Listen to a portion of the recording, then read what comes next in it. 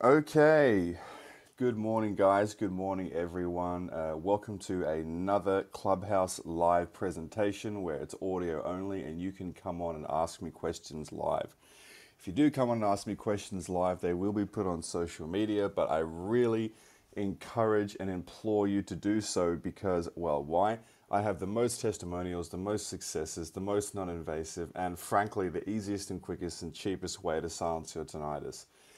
Okay, you can silence your tinnitus with my free advice on my Instagram, my YouTube, or you can pay for my course and pay for my help. It's up to you, it doesn't really matter. Okay, so in today's Clubhouse, and it is early in the morning, so give me a couple of minutes to wake up and I'll wait for people to come on live. It is early in the morning. We are going to talk about TMJ, temporal mandibular joint dysfunction. Now, okay, I don't really talk about this much, and when I kind of give my whole spiel and say, tinnitus, hyperacusis, pulsatile tinnitus, vertigo, I haven't been including TMJ, even though I've reversed, I don't know, so many cases of TMJ, just like everything else, I've kind of lost count. The reason I don't talk about TMJ that much is because, frankly, it's a joke. And I'm not saying that it's not real, because obviously it is. But the reason I'm saying that it's a joke is because it's so easy to fix. Now, if you look at the conventional way that a dentist or an endodontist or an ENT, or maybe there's some sort of specialty that specifically just works with temporal mandibular joint dysfunction. By the way, if you're wondering what TMJ is, it's a misalignment in your if you get your two fingers now and you put them on your cheekbone. So I have quite high cheekbones, so mine are right next to my ears. And you put them just under your cheekbones and push them in, but don't hurt yourself. And then, I'm doing it right now, you open and close your jaw. Like so. Okay, and you'll be able to feel your jawbone moving. That is where your jaw actually connects to your skull so it can open up and chew food and talk and sing. And for me, I just use it to tell the world that ENTs are fucking useless. But up to you, you can do whatever you want with it, even bedtime activities. But the point is, real professional. The point is that ENTs and doctors and the internet will tell you, oh, there's nothing you can do. I mean, how many times have we heard that? And that's been ridiculous, right? Or it's because of a breathing problem, or it's, oh, this is one of my favorites, it's genetic. There's nothing you can do. It's genetic. You got it from your mother or your father, or, oh God, I'm just so tired. Who else is tired of hearing that?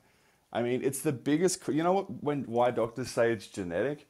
Because they don't know what to do, so they got to blame you. It's like when people get an audiogram and they get a lower readout on a spectrum of hearing because their tinnitus is interfering with the audiogram, and then 6 months later, after following my advice and silencing their tinnitus or practically silencing it, they go back to the ENT, get the audiogram, and they got perfect hearing, and then the ENT says, "Oh, you did it incorrectly the first time, or it's just in your head." I mean, that's disgusting. These people are heartless. Anyway.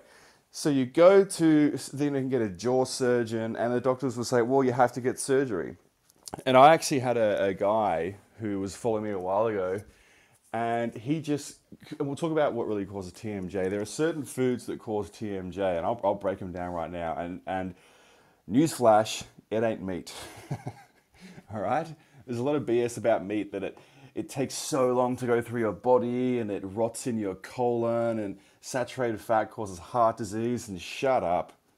That's a scam from Ansel Keys from, I think it was from just after World War II, so like the 50s. I mean, and you still believe it 70 years later? Read a book. Anyway, so TMJ, okay? Doctors will say, as I said before, yeah, I had a client, sorry, going back and forth, it is early, who was looking at getting $30,000 surgery. And I said, mate, how about this? How about for 6 months, before you go and sell your body on the street to pay for this surgery, which your insurance won't cover because you live in the United States and healthcare over there just scares me, right? How about you just cut out oxalate-rich foods? Now, why did I say that? And what is oxalate? You've probably heard me talk about plant toxins before. You've probably heard me say things like oxalate, salicylate, goitrogen, lectins, and so on. Okay, by the way, salicylate is a plant compound literally used in clinical trials to cause the onset of tinnitus in humans and rats. And plants are rich with it. They have plenty of it in that. So, that's something to ponder, ridiculous. So what is oxalate? Okay, there are many different types of oxalates. Okay, oxalate is a plant compound. It's a defense mechanism literally designed by plants that has no other purpose than to kill bugs. Because that is what is supposed to be eating plants. Bugs, caterpillars. Okay, caterpillars will go and eat the wrong plants and they'll be dead within 10 minutes.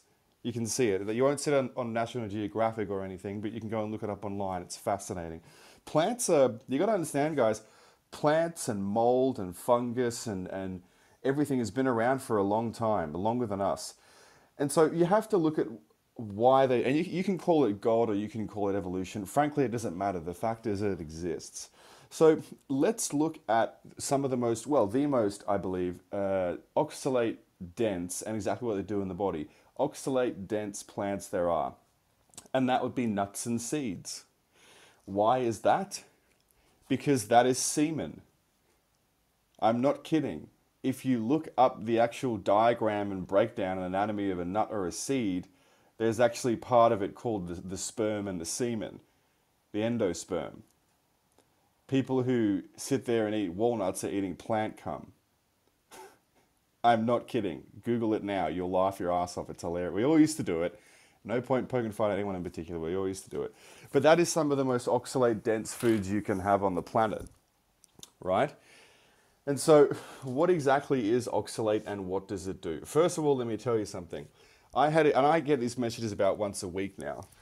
I had a message today from someone on Instagram who sent me this message, and I even made it as a post because it was great.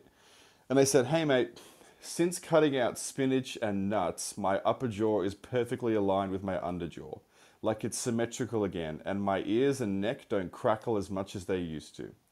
Also, because of this issue, I was automatically a mouth breather. Mouth breathing as opposed to nose breathing is very bad for you. Okay, have you ever heard the expression, oh, he's a mouth breather or she's a mouth breather? Like it may be a security guard outside a club, or you got like a dude in your class in high school or at your work who's just an idiot. Mouth breathing can actually lower IQ, make you stupider, slower reaction time, and just make you an all-round stupid person. Seriously, read the book Breath by James Nestor. So, what does oxalate do when you consume it? Excuse me. So oxalate is actually oxalic acid. And what oxalic acid does is it likes to bind with calcium. So, as this gentleman was nice enough to say as he sent me this message, you consume, let's say, okay, let's put it like this. Let's say you go and follow the medical medium, that guy online who is just, oh my God. You follow the medical medium or anyone else, or you just have a stupid friend, okay? And we've all done this. I used to do this to myself too. So I'm not ragging on anyone saying that I'm holier than thou because I was once an idiot as well. So you follow an online guru and they say, oh, you got to cleanse. You got to have all these nutrients. You got to have all these minerals. And let me show you a diagram. Here is 300 grams of kale or spinach, or kale and spinach and quinoa and chia seeds. Oh, and make sure you get some walnuts in there as well and some dates. So good, right? Oh, and don't forget the almond milk, very good. And let's compare that to liver. Here we can see there is more calcium, there is more magnesium, there is more phosphorus, and the list goes down and down. They say vitamin A, even though the form of vitamin A in plants is beta carotene and not retinol, which is a scam. So they're saying there's more, on paper, more nutrients and minerals and vitamins inside of the plants and the rest of the liver. But guess what, Scott?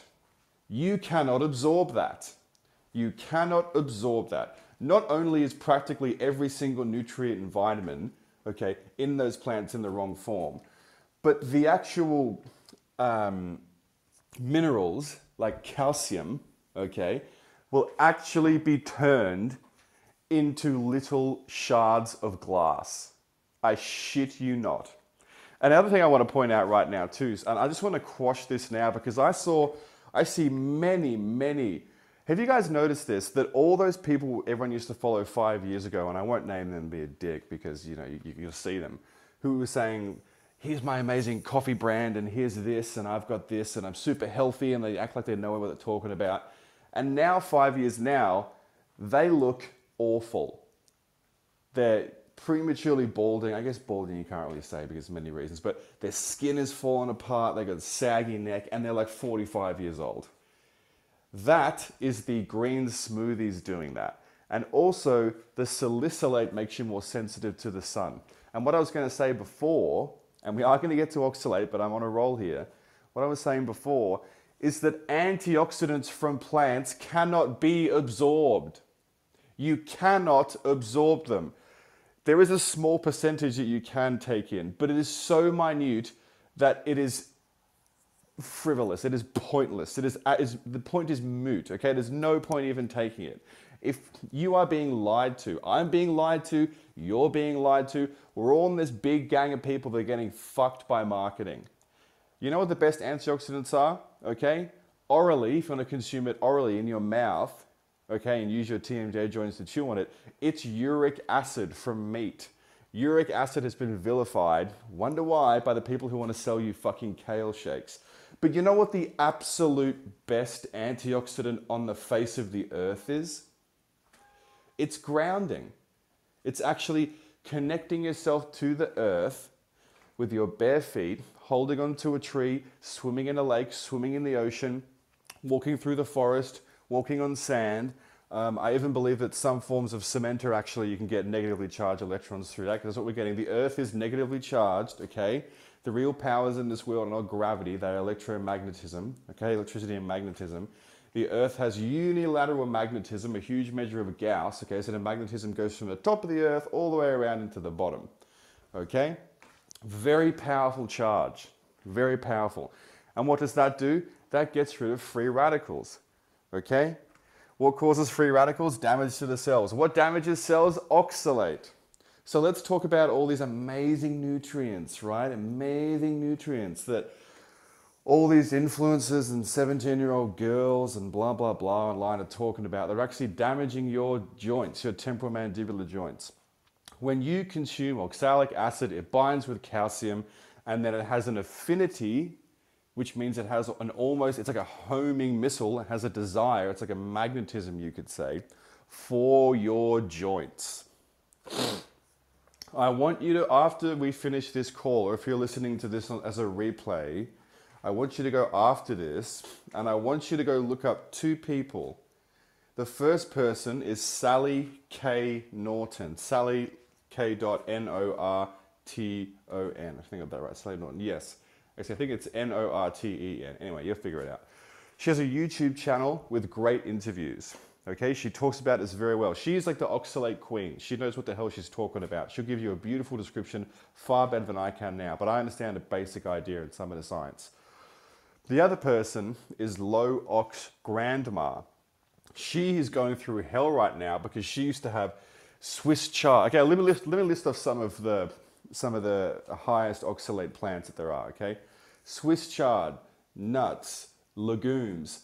Okay, the worst offenders on the planet are milk replacements, almond milk, walnut milk, soy milk, whatever the hell. Now, I don't advise that anyone drinks any kind of milk, just as a tangent. Raw milk, ghee, whatever. I don't want to hear about how it's got an enzyme that helps you break down the lactase, or I don't give a shit. I don't want to hear about what you have to say. I'm telling you as a fact that people who cut out dairy practically every single time do better with their tinnitus. And these are people who own cows and make it themselves. I don't care where you get it from. Stop it. In fact, if you're taking this course slowly and you're cutting off one thing at a time as you should be doing, one thing that you can do is if you drink coffee with milk, you can get rid of the milk, and instead of a cappuccino, you can have an espresso instead. Let me see if I've got... Okay. One sec. I'm just seeing if I have anyone. Yeah, so that post I just posted is getting a lot of shares and a lot of bookmarks and a lot of likes already because people can't believe it because everything we've been taught is just an absolute lie. Okay, if anyone has any questions at the moment, you can put your hand up and ask. So what do you do about this? Okay, you've got these oxalates in your body. You've got 10 years worth of green smoothies and bad advice from medical medium lodged into your TMJ, lodged into your bladder tract, lodged into your knees. This is why, guys, when people follow my advice, so many more things than tinnitus get better. I had an email yesterday. I am not kidding, from someone who emailed me, and of course I don't really answer questions or emails because it's affecting me mentally. Like every question is on a YouTube channel, guys. You just got to go through it, please. I'm not doing it anymore, okay? So this woman said she emailed Louise at support at liamstopsnitis.com, and my assistant Louise takes care of that. It's a guy, by the way, not a girl. And she said, I don't know, she asked a question about something.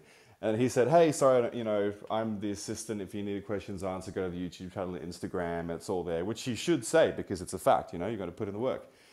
And then she hits back and goes, oh, wow, that must be cool to be Liam's assistant. I mean, that's neither here nor there. But then she goes, oh, I don't even have tinnitus. I'm just following for my other health problems because one of my friends had tinnitus and she fixed her health problems as well as tinnitus by following him. You know why that happens to people when they follow my advice? Because unlike every single other person who talks about tinnitus, my advice is not localized to the ears. I never tell you, hey, here's this eardrop. Put this in your ear 3 times a day. Don't change anything else in your life. Keep, having these bad habits and be metabolically unhealthy and stay under blue light and have bad posture and let your boss treat you like a dog and it'll go away. That is such a scam. That's pretty much illegal, I think. Like the FTC or whatever, I don't know, you should get on that, and especially in America. But I tell people to cut out oxalates. And so I have so many people fix skin issues, visual snow, okay?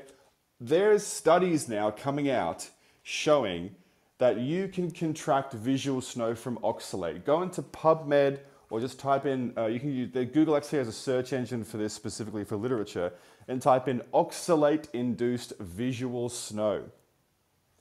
If you have visual snow, tinnitus, hyperacusis, crackling, popping, whooshing, roaring in your ears, you will probably need to get rid of oxalate. So how do you do it? How do you get rid of oxalate?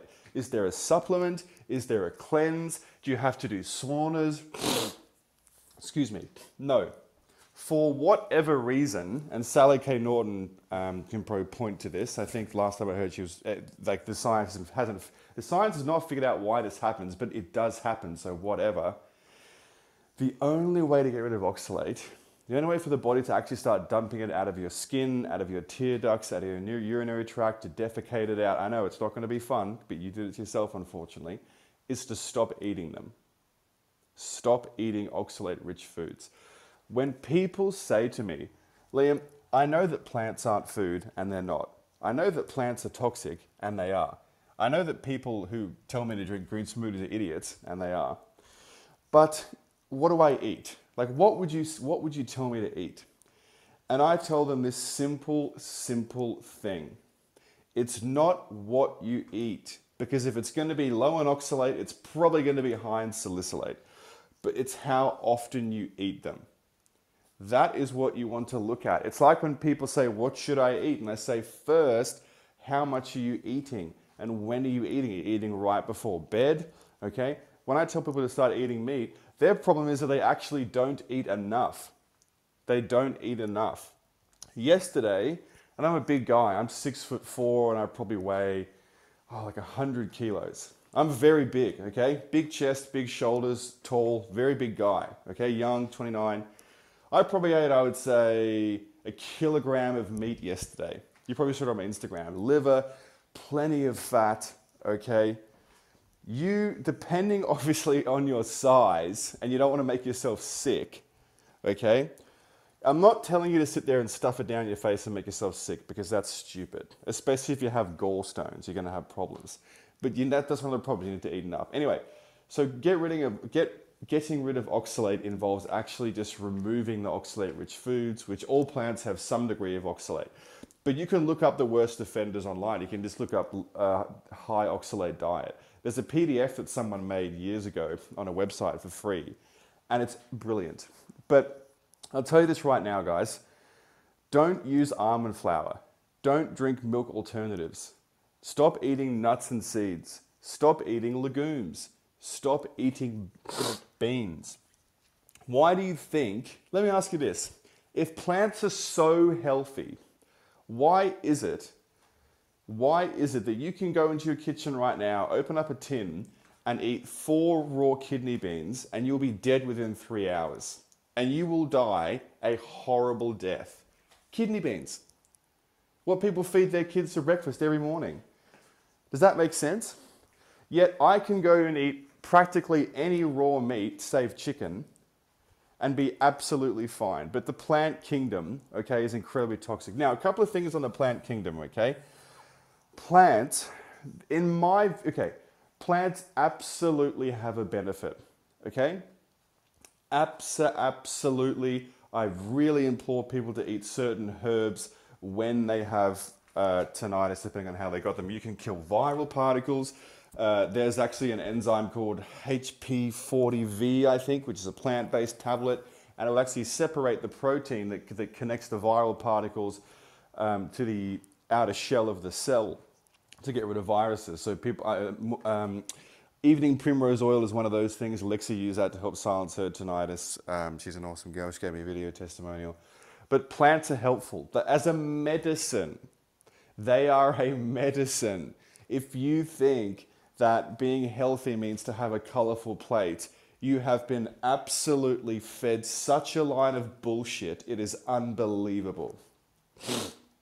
Meat, liver, eggs, heart, thymus, congealed blood, all sorts of animals, shellfish, lobster, go for it. Eat to your heart's content, okay? If you are going to have plants, okay, by the way, do you know what the actual human requirement for carbohydrates is? Grams per day. Guess what it is? 0. There is absolutely no such thing as a human requirement for grams. It is not a human appropriate food. In fact, it is quite toxic. You want to get type 2 diabetes real quick? Eat carbohydrates all day. And you can eat whatever you want. You can say, oh, this is a healthy whole grain bread. Or this is I'm making wraps, but I'm in a tortilla, but it's like this, old El Paso, really healthy. Just stop. Just stop. Okay? It's inflammatory. And whether it's brown rice, white rice, whatever, it's going to turn to glucose in your blood, and excessive glucose inside of the blood for a chronic amount of time will give you chronic systemic inflammation, and those are the leading cause of tinnitus, diabetes, heart attack, and stroke. Chronic systemic inflammation, and that's basically free radicalization, okay?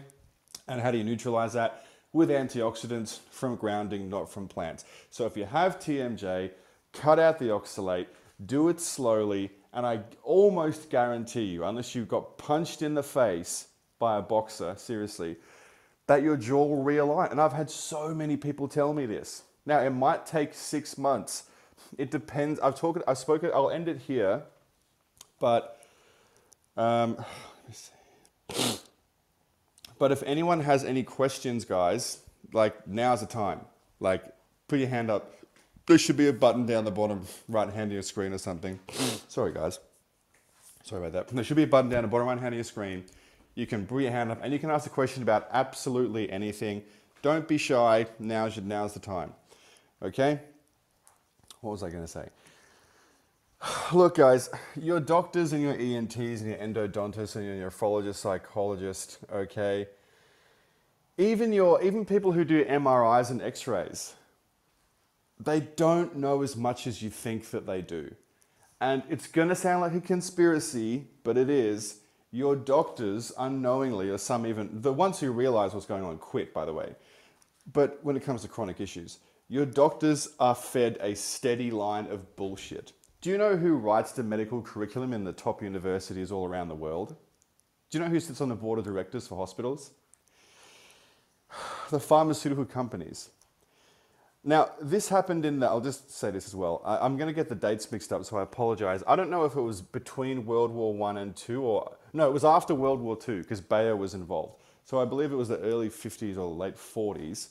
The Rockefeller family invaded the medical industry. So the allopathic doctor, which is the cut you open and fill you with drugs, is actually more of a recent thing. I mean, recently, if you want to call 80 years recent, but you get what I'm trying to say. And so you had the regular type of doctor, the herbalist, the sort of stuff we're doing here: liver, herbs, fasting, sunlight, grounding, common sense, heal the body, let the body be thy medicine, let food be thy medicine.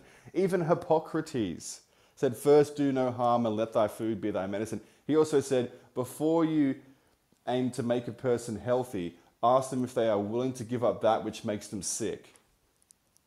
People aren't willing to do that shit anymore.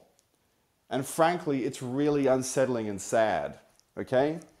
It's insane. I remember back in Melbourne when all this like big lie started happening.